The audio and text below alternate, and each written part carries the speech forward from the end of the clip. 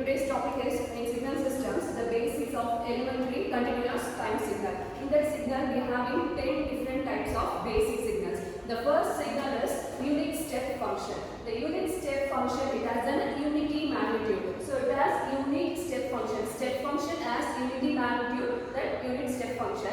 It is defined as u of t is equal to 1 for t greater than or equal to 0. Which means the argument of t is greater than or equal to 0, then your u of t will be, the magnitude value will be 1. If otherwise, the u of t will be 0. This will resemble in the image. Look at this image, it has unit step function. The unit step function u of t is equal to 1 for t is greater than or equal to 0. Whenever the t is less than 0, the u of t will be 0. Same thing, the delayed unit step signal as u of t minus a. The argument of t minus a, the t is greater than a, the u of t minus a will be 1. If for t is less than a, the u of t minus a is equal to 0. This implies in figure the argument, whenever the argument a comes, the unit of the u of t minus a will be the unity 1. The next signal is unit ramp function. Unit ramp function is defined as r of t is equal to t. Whenever your argument t greater than or equal to 0, your ramp function is equal to t. Otherwise, your ramp function will be 0. It can be defined with unit step function r of t is equal to t into u of t. So, in this image, we can clearly see that your r of t value will be t into u of t. Or your argument is greater than or equal to 0, your r of t value will be t. So, your t is greater than or equal to 0. Whenever your t value is 1, then your r of t is same t value, the 1. Whenever the t value is 2, the r of t is also 2. Whenever your argument t is 3, your r of t will be 3. This is a unit ramp function definition. Next one, the unit parabolic function. In this, it is defined in t of t. T of t is equal to t square by 2 for t greater than or equal to 0, and it will be 0 otherwise. It can be defined with unit step function p of t is equal to t square by 2 into u of t.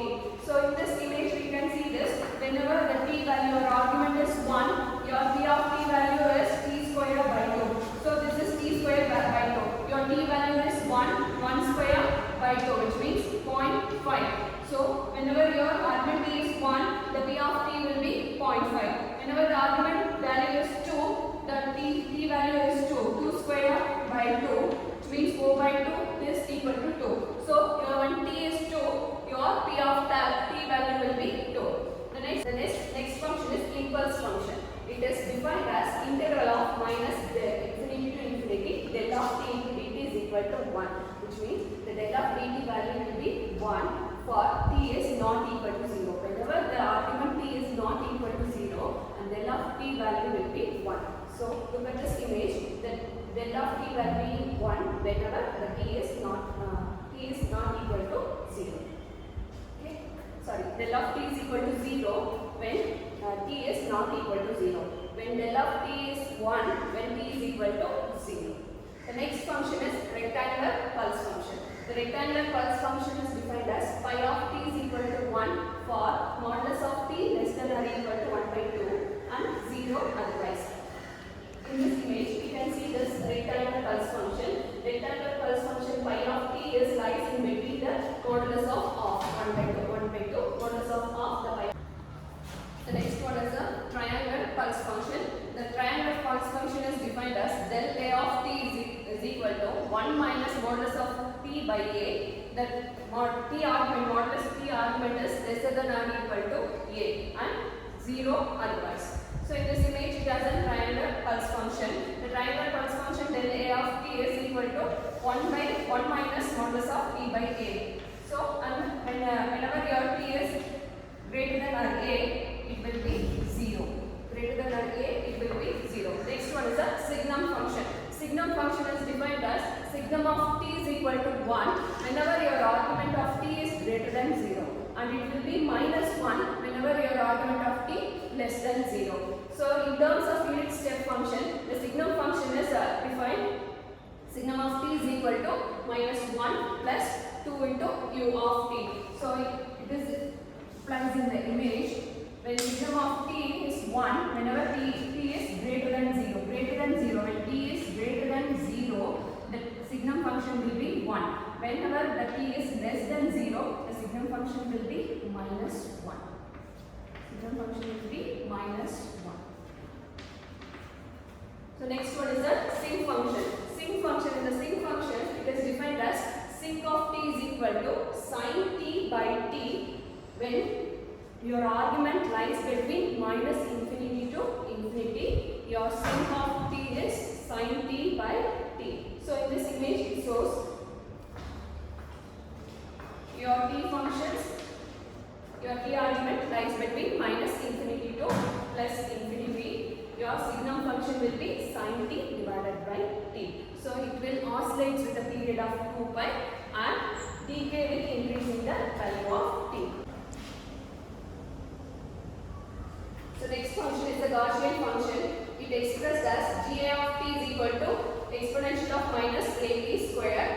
Your argument t lies between minus infinity to infinity. It resembles in your image. The g of at is equal to 1. It lies between the exponential of minus at square. It lies in between the minus 1.5 to plus 1.5. It's used in your probability theory. Next one is the sinusoidal signal. Sinusoidal signal is expressed as x of t is equal to a sin omega t plus phi. Here your a is your amplitude and your omega is your frequency and your phi is your phase angle.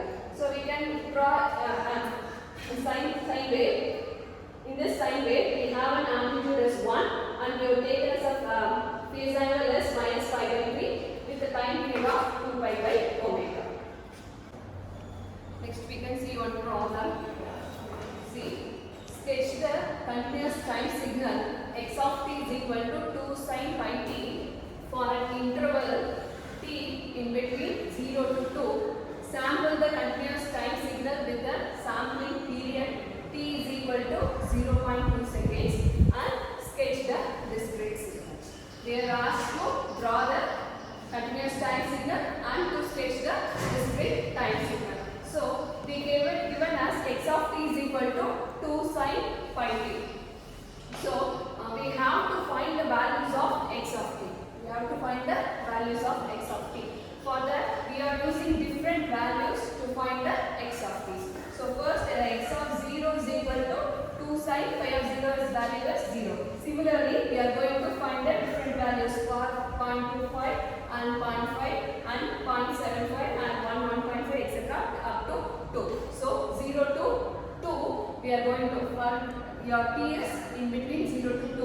So for different values of t 0 to 2 we are taking different values and find the x of t values. For that values we are going to draw the continuous time signal. Here we are taking t in x axis and x of t in your y axis.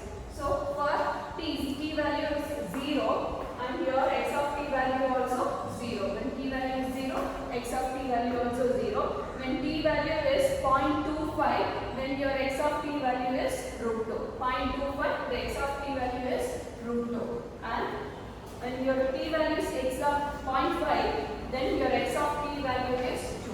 When t value is 0.5, at the time your x of t value is 2. When your t value is 1, your x of t value will be 0. When your t value is 1.5 and your x of t value will be minus 2 and so on. So we are taking from 0 to 2, we are draw the continuous time signal.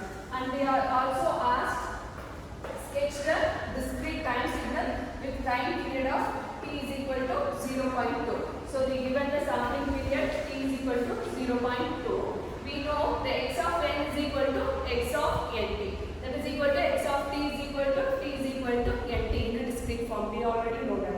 So the x of t value is 0.2n. Then your value x of t value is x of 0.2n.